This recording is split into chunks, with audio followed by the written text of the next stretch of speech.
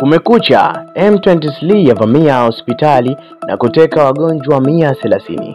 Hatimaye leo Umoja wa Mataifa umesema wapiganaji wa M23 wamefanya tukio la kihalifu kukiuka sheria za haki za binadamu baada ya kufanya tukio la kuwateka karibu watu 130 kutoka hospitali za mji wa mashariki mwa Jamhuri ya Kidemokrasia ya Kongo, Goma, unaodhibitiwa na waasi. Umoja wa Mataifa umesema wiki iliyopita M23 iliwachukua watu 116 kutoka hospitali ya Ndosho mjini Goma na 15 wengine kutoka hospitali ya Hill Africa kwa madai kuwa wao ni sehemu ya jeshi la Kongo au wanamgambo wanaoiunga mkono serikali.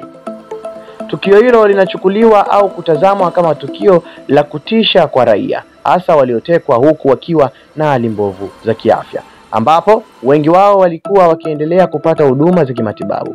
Kwa upande wa msemaji wa ofisi ya haki za binadamu ya Umoja wa Mataifa, Lavina Shamdasan, amesema katika taarifa kuwa ofisi hiyo ina wasiwasi mkubwa kuhusu usalama na hali ya kiafya ya wagonjwa hao waliotekwa na M23. Taarifa iliyotolewa ni kuwa mfanyakazi mmoja wa hospitali, akiongea kwa sharti la kutotajwa jina, amethibitisha utekaji huo ambao amesema ulifanyika Jumapili usiku kuamkia Jumatatu. Hata hivyo, kwa upande wa M23 wamesema walichukuliwa na wapiganaji wa serikali ya Kongo, huku wao wakijinasibu kuwa wana kila haki ya kuwachukua wagonjwa hao, kwani na wao ni sehemu ya jeshi la serikali ya Kongo katika ukanda wa mashariki na Goma nzima.